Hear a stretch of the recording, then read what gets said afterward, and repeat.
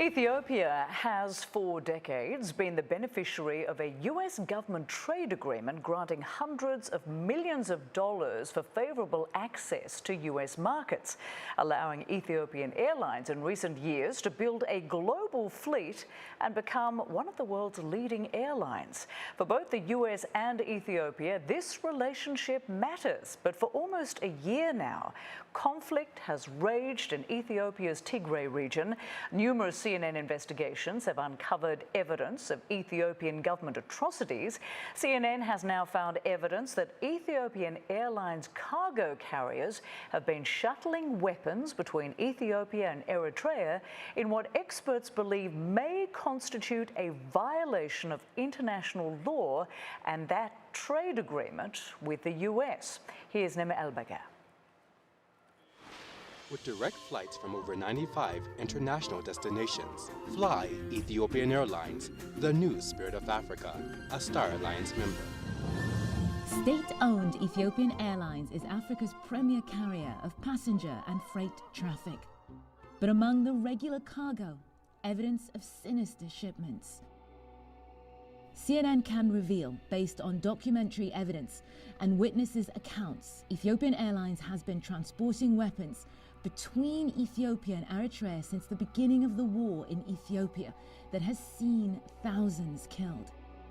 According to aviation experts, this would constitute a violation of aviation law.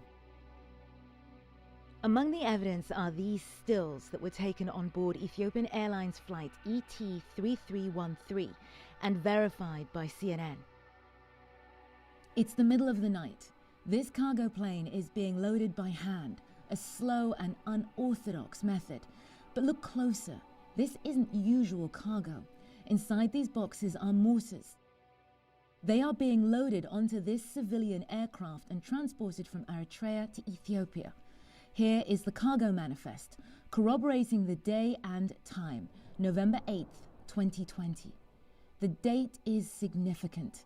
It's just 4 days into the conflict and months before Eritrea officially admits to being involved. Ethiopia has been at war with the Tigray regional government, the Tigray People's Liberation Front, for almost a year. Eritrea to the north has become the Ethiopian government's ally against the region of Tigray. An unusual alliance as the countries were previously at war with each other. Now they have a common enemy, Tigray, and they are sharing weaponry. CNN, we're CNN, journalists. That's impossible. CNN has been reporting on atrocities in Ethiopia since the beginning of the year. If you want to have detained a CNN team, then that's what's happened now, because we're not going to the camp willingly. We travelled to Tigray last April and saw for ourselves Eritrean troops manning checkpoints with impunity, while the Ethiopian government denied their presence on the ground.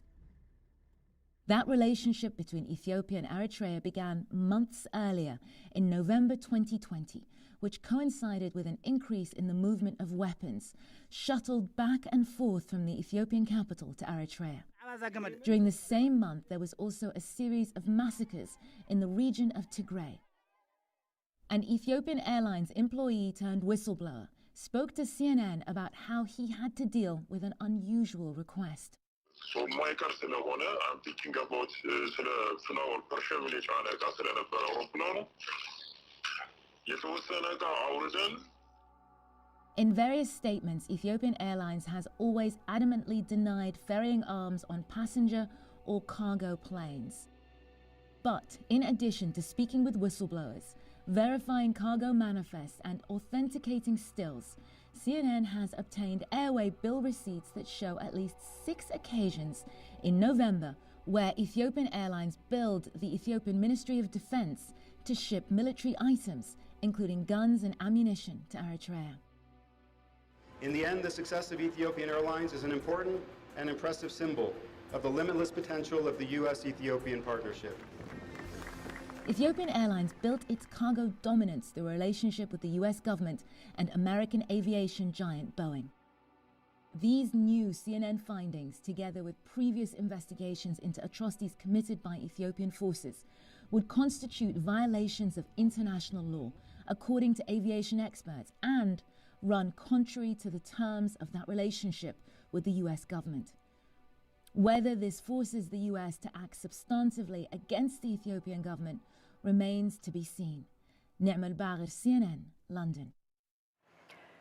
Responding to CNN's latest investigation, Ethiopian Airlines said it complies with all aviation regulations and, quote, to the best of its knowledge and its records, it has not transported any war armament in any of its routes by any of its aircraft.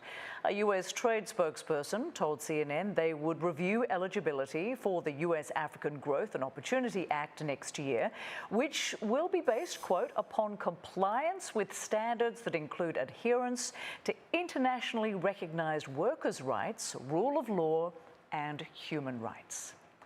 Well, after the review, the US trade representative could possibly recommend that the US president add or remove certain countries from AGOA beneficiary country status.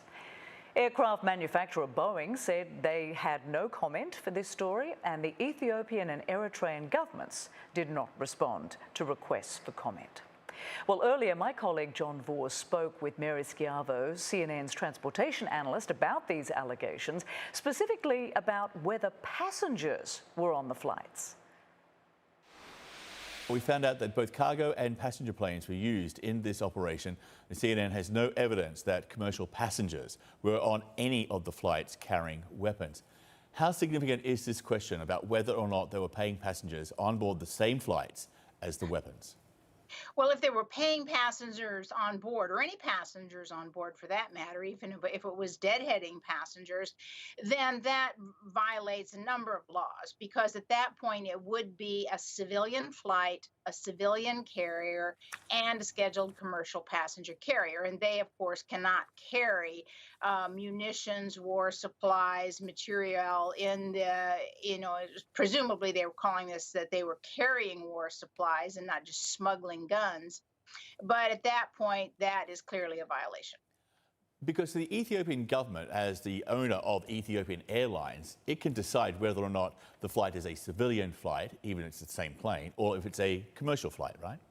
That's right. And many countries have those kinds of laws, including the United States. In times of national emergency, the United States can declare that the civilian airlines become basically part of a fleet to serve the country, and the government can order them to become part of this national emergency.